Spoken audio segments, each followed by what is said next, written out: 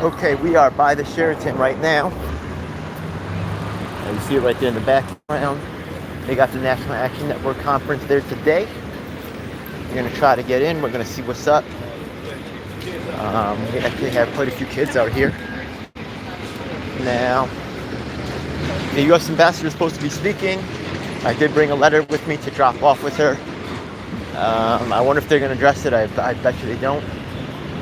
But, you know, you got to take that chance. So now, National Action Network, if you go to their headquarters, it's a little bit run down.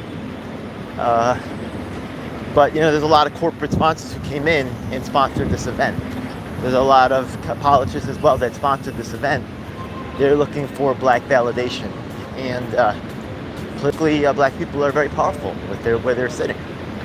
So we're going to see what's up. Alrighty. Right here, make a left and continue over. You're going to hit 6. You're going to go to the park and you go to Lexington.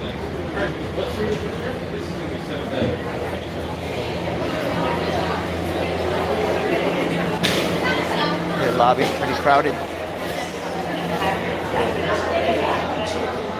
Back straight ahead, everything, checking everything, straight ahead.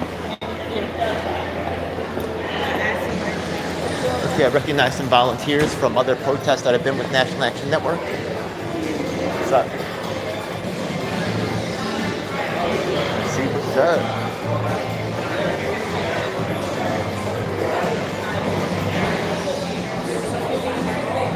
Oh, there's Mark Levine right there, yeah? That's cool. I'm gonna leave him alone though, yeah? I don't have any business in my currently. How's it going? You can see right here, we're in front of the, they got a big thing here. They got a thing over here. Okay, I'm gonna let Mark, yeah, how's it going? Hey, how are you? Good.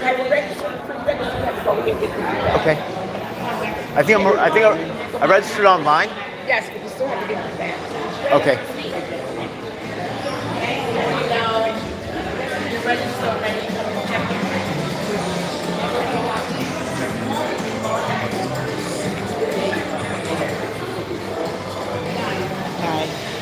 Hey, what's up?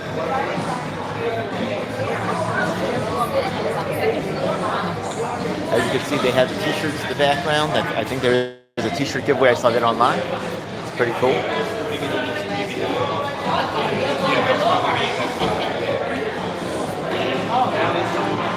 Here you go. Thank you. How's it going? I registered online. And your last name?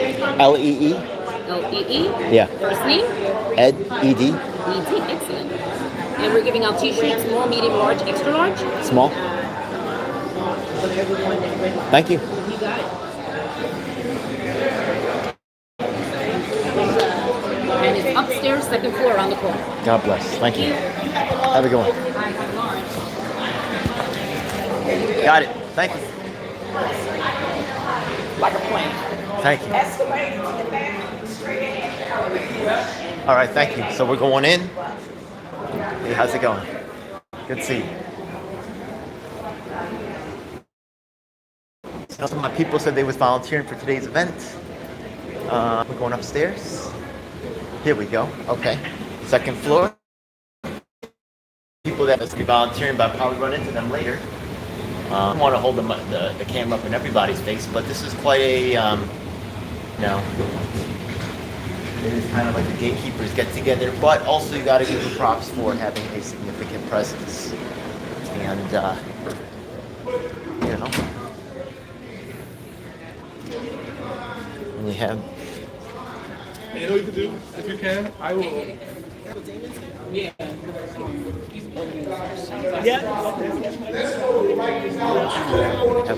Church in this city to be rebaptized. I could have had my feet washed in the city, but we went to Rikers Island.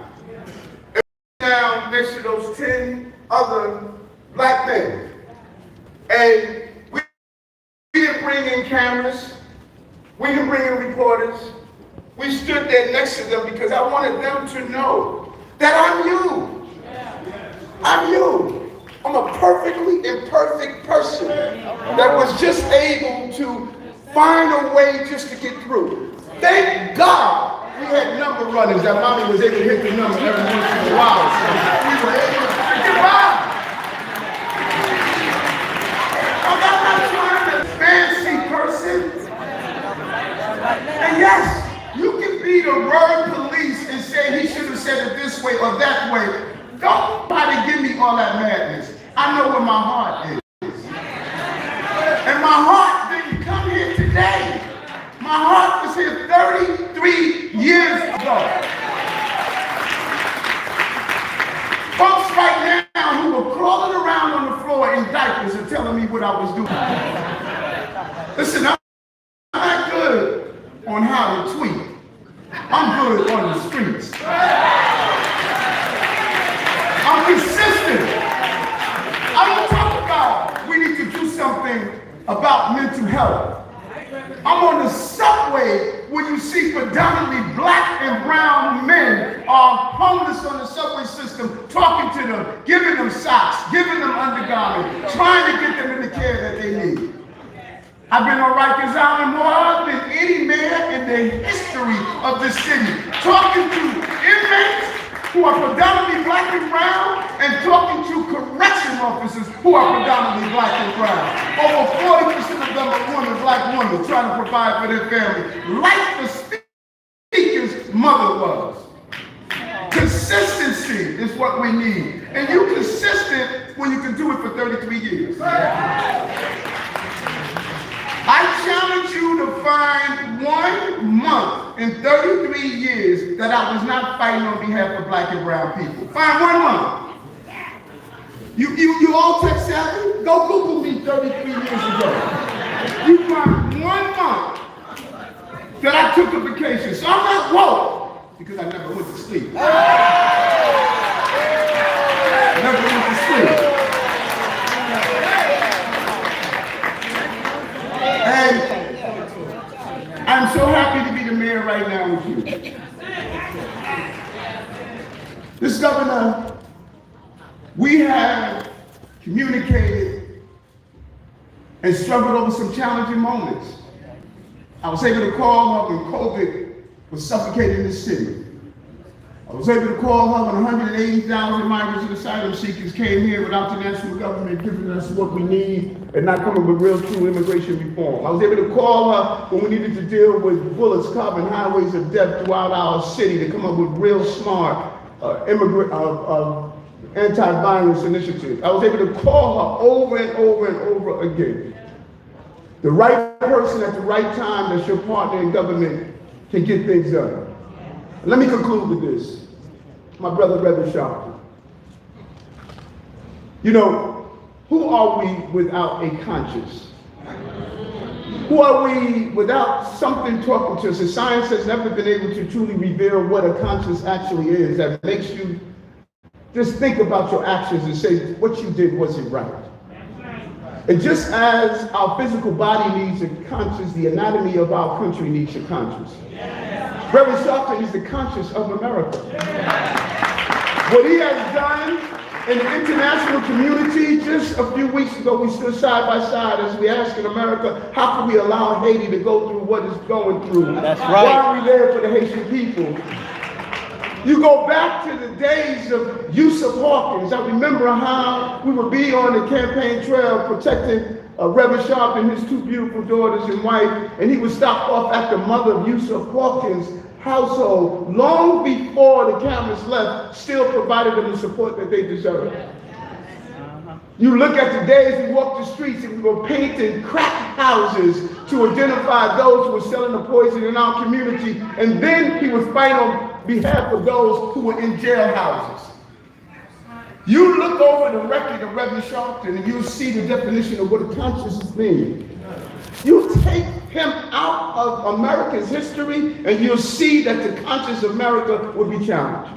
He forced America to stand up and deal with these real issues, these international issues. And you're not going to really appreciate it. Because you know, some of us are, we don't really appreciate us until we're standing on each other's coffin saying, oh, how much I love you. Love him now. Because I think that's Giovanni Williams. Barack Yeah, that is Obama would not have been as successful as a president if he didn't have the conscience of Reverend Sharpton. All of these leaders and all of you in this room who are elected into office right now, you had to pass through NAM to get there. And if you pass through NAM to get there, you need to respect the action of Reverend Sharpton, and you need to respect the action of who was one of the first board members, and his name was Eric Adams. I approve of this message.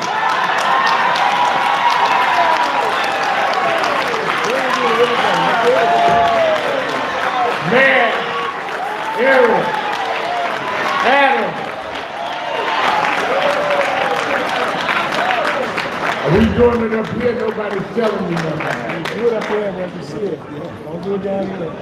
Yeah, all of our elected officials and our board members, will you please come up? And please bring up also with us to help cut the ribbon our mentor, Bishop Herbert Daughtry, who we're honoring tonight.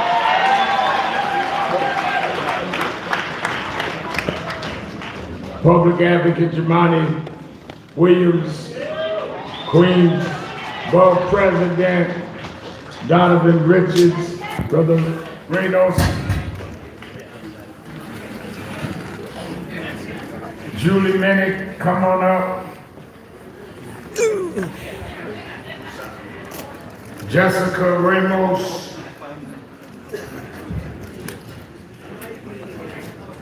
Alex Flores, I know all of our board MD, members. yeah. You know this guy right here? Pretty cool. So let's just hear from the audience. Let's see who else here. Oh, it's We're Ashley. going to cut the ribbon, and then I'm going into our Hey, what's first up? fireside That's all right, chat yeah. with our Manhattan District Attorney Alvin Bragg will be here. And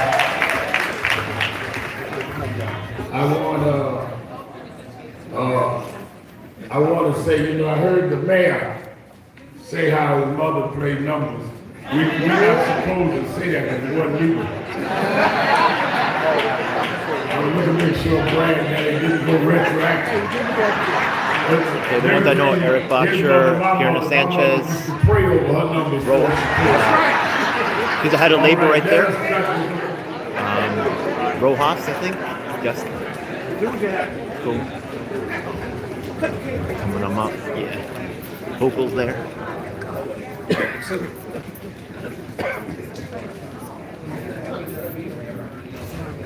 Who else is here? Yeah. Okay. All right.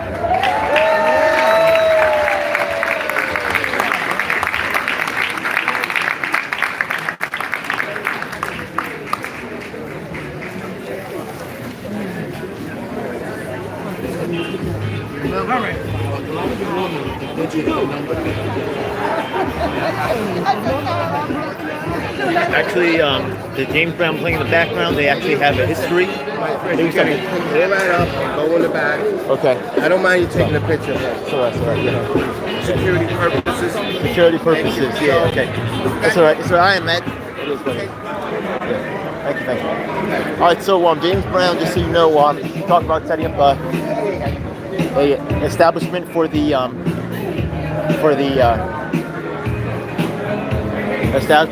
black community, and that's good and bad, right? Yeah. But yeah, we got chased out the front. That's okay. I'm really here to link up with the little people, not really the big cats. They have other people that they prioritize, and hopefully there's a way we could work together. But once again, we're looking for other people that I might know. Let's turn it around. Is there anybody else that I know from my group? Now, some people might wonder why I haven't really, joined the membership of NAN. And the fact of the matter is that, hey, what's up? The thing is that you can see there really is not really a lot of Asian American presence here. It is what it is. I am mad, but a lot of times they get left out, you know. And there's other groups that I work with. You see the guy with the cane right there, the disabilities community. Tons of extra stuff going on. We got the sound crew up here. So come to this side, right? Yeah, it was cool to get a good footage. I am live streaming. But, you know, for security reasons, it is what it is. Oh, they got a little water area here. That's cool. Hey, what's up? Hey, do you know if the ambassador got to speak yet? The U.S. ambassador? No? I don't know who Okay. Thank you. The governor and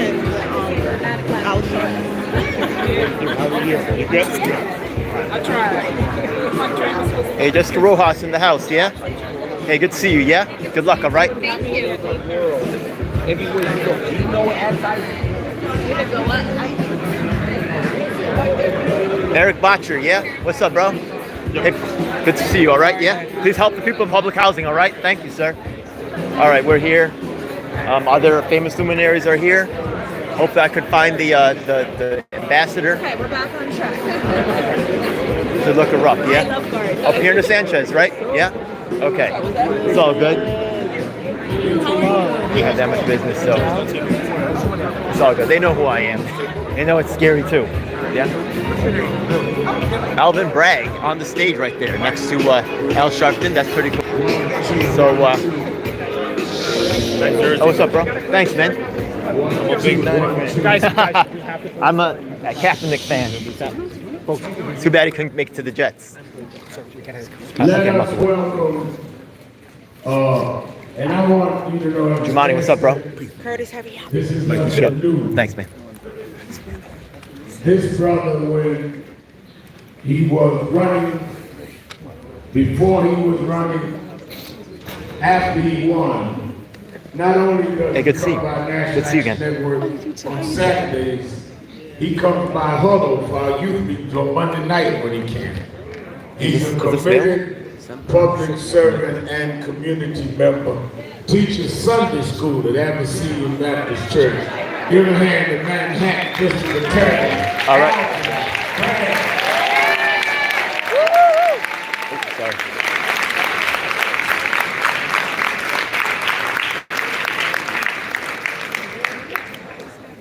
District Attorney, we asked you to come start because, as you know, this is a social justice organization. But part of it is also dealing with crime in our community.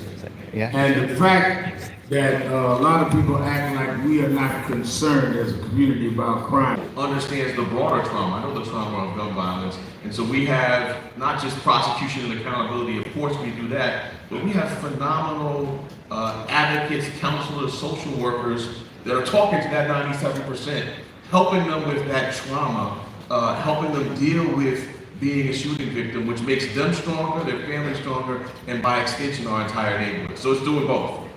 How serious is the mental health problem? It seems that since the pandemic, just walking around in any part of the city, but particularly in Manhattan and Midtown, we see a lot of people that seem to have mental health challenges. How serious is that, and how should we be dealing with it, and how is your office dealing with it? It is so significant. One thing that I'm encouraged by that we didn't do when I was a kid is we are now talking about it, right? We didn't talk about mental health. I don't know, like, okay. We didn't talk about it. So now we're having a very important. My family had mental health issues, so we didn't talk about it. Yeah, well, same here. Same here. We talk about it, but we didn't talk about it right. And so we see it. I invite everyone to come down to criminal court. If you come down Monday morning, you don't have to be a clinician. You can see the brokenness of our healthcare system by who presents in our criminal courts. And so we've been working on it in a number of ways. One, we have our problem-solving courts, mental health court, where we are prioritizing treatment, where we can do that consistent with safety. We also funded a program, $9 million with community navigators, people who are going and engaging on our trains and on our streets with people who are presenting with mental illness before there's a case. Let's talk to them before there's a subway shelf. And then we're going to start in June. I'm very excited about this. The organization Fortune Society, which does great reentry work. We've funded them to be in our courts. Whenever our arraignment parts are open, that's 9 a.m. to 1 a.m. There will be someone there from Fortune Society, and when someone leaves, whether it's They posted bail, their own recognizance, whatever it may be. They're just going to ask them one simple question: what do you need? If it's food, they're going to provide that. If it's counseling and mental health, they're going to connect them. And I think most importantly, if they're in need of housing, they're going to take them literally right from the courthouse to emergency housing. There are those that try to give the image that, particularly in New York, that we just let criminals go. How do you, as DA, decide which criminals you're asking for time and which criminals you feel could be some way salvaged and given a chance to try and correct themselves? What are the variables that goes into that decision? So I would say we are prioritizing for traditional approaches are violent. So the shootings we talked about, we're handling those. And one of the things I'm proudest of, the last 2 years while I've been in office in Manhattan, shootings are down almost 40%. We've got some neighborhoods that are down 50%. Homicides are down 21%. And so where people are doing acute harm, we are using our traditional levers. Then there are the other cases where we're looking at the conduct, we're looking at the person, and then we're looking at what the intervention is, right? So if we can, someone who is Right now we're going to Thomas for the little info. we know that there's a drug Hey, what's up, buddy? program that's effective, we will put them there. We're gonna try to find our the problem best. solving courses, that's mental health and substance use, those are the two biggest ones. We've doubled our use of them. And it's really around public safety. Can we consistent with public safety, track someone in that way? And we now have great data. Having been in office 2 years, we've looked at everyone who's graduated for problem-solving court and their rearrest rate, and the recidivism coming out of the problem-solving courts is lower than those coming back home from incarceration. What was it that motivated you to go the way you've gone? You come out of the same community that we all come from, and you took another direction. You said cracking always in your community. What is it that you think made Alvin Bragg? Well, first I said my parents, my late parents,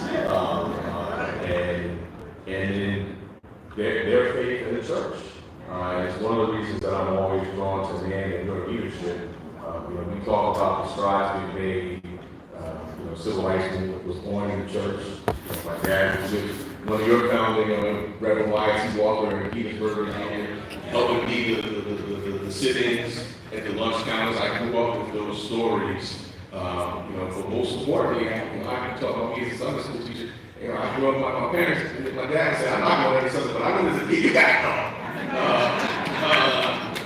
and those early lessons and that support system, and I think about it in the role we're in now, right? I think about the food pantry that come out of our churches, the Create Street work. You need a suit. We were at I saw Mike Warner, who knew it for 100 Black Men at Union Baptist Church. They were giving suits to people returning home looking for jobs. That's what our faith communities do, and I'm so happy to partner with Mr. Strange. I know for me, that's sort of how it started for me, and I think it's really that support and framework is so important that we continue to sustain that and partner. Lastly, as you have leaders and activists around the country, how would you advise them to deal with standing up for people that have been mistreated by the criminal justice system, and at the same time standing up for people in our community that have become criminal in some activities themselves? Because even though we fight and continue to fight, Reverend Darcy's here has fought for decades for those that we felt were misused, mishandled. We have to deal with those that are in our community that are not doing the right thing, that are dealing with guns and dealing with other things. I know a few times in my life I had to go to jail for civil rights. I did 90 days for protesting in Vieques, Puerto Rico. And I learned one thing in jail: everybody in jail is innocent. Everybody tell you innocent. And while you're there, you say, right on, I'm leaving. Till I got back outside. So how do you advise that they kind of deal with the paradox of fighting for justice, but at the same time making sure you're not helping somebody that is imposing injustice on us in our own community? What advice would you give? So I think we have to, at the same time, hold people accountable, but do it with grace and love and firmness. Right? I think about, for example, my brother-in-law. This is while I was in government. He came home from incarceration, and my wife, said, "You got this government job and all, but he's staying with us." And she was firm. As the older sister, she's about a decade older than me. Firm, and said, "These are going to be the rules. This is how it's going to go. But you got a place to stay." And so it wasn't, he was incarcerated at the time, he was held accountable, and came back. He was embraced with firmness, which is important. That's a big part of our tradition. We talk about, our elders, but with grace and love, and that support. And, when people are returning, it's housing and employment. And I lift him up as an example. This was now 20 years ago. He's one of the best fathers I know. He's coached Little League side by side with me.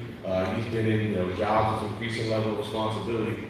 That doesn't happen without the accountability, but equally important without the love and the grace when we return home. You got to go. Manhattan District Attorney, Alvin Bragg, give him a hand. Give him a hand, come on.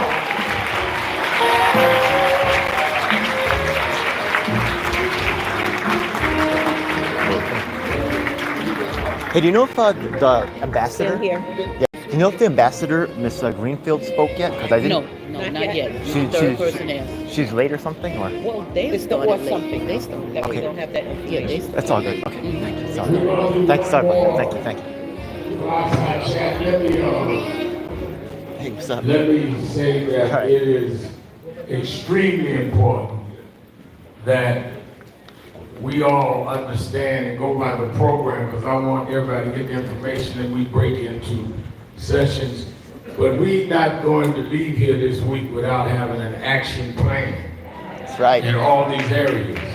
But I want you to hear from the people in the top of the fields so that we can really digest what's going on. And I've got some surprises for you this week, so make sure y'all are there. Keisha's son, I didn't see Keisha. We got one session with children of the movement where we have the children of some of our leading activists. People don't understand the human side of this. So let me bring, are we ready for our next? Nobody's telling me nothing. I guess I was supposed to have that by osmosis.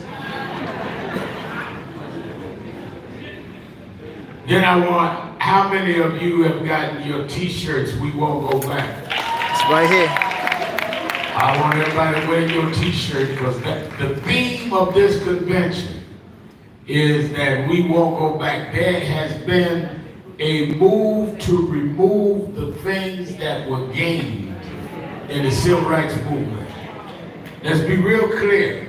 The victories out of the 60s was the Civil Rights Act, Voting Rights Act, that came into what was called affirmative action. The only reason that we had to have affirmative action for us is because whites had affirmative action against us. They're not against affirmative action, they're against us having affirmative action.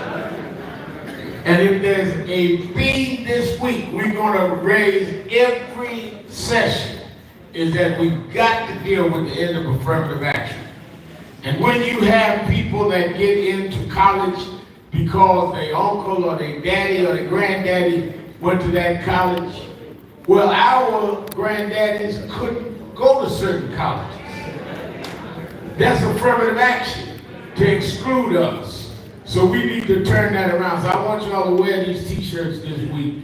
And I want to, and we're going, I think Thursday, at the end of the session, we're going to walk from here over to one of the people that has been the key proponent of ending DEI, diversity. We're talking about Bill Ackman. equity, But, and inclusion. We go okay. to Bill Ackman's office. Yeah, but as an Asian American, I have something to say about that.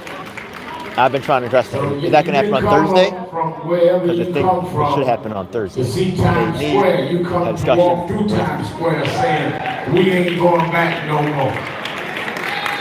Don't forget about Asian Americans. Oh my, well, that's why I'm here. So, as you know, I filmed that as well. And also, let me also say, as I think we're getting our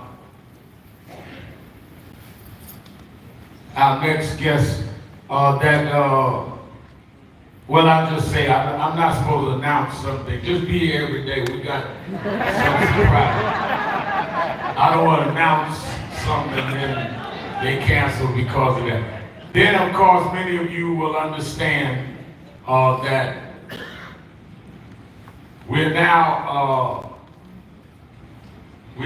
many of you come from military families.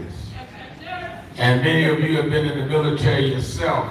So I wanted to have a conversation with the Secretary of Veteran Affairs under President Joe Biden. Okay, so I'm about to get at my peoples. Nolan, Cameron Presley. I'm about to send them a text message and say, what's up? I think something's going down. So, Veterans Affairs is here. Thank you for coming. The ambassador may have canceled. Interesting. Now, let me first ask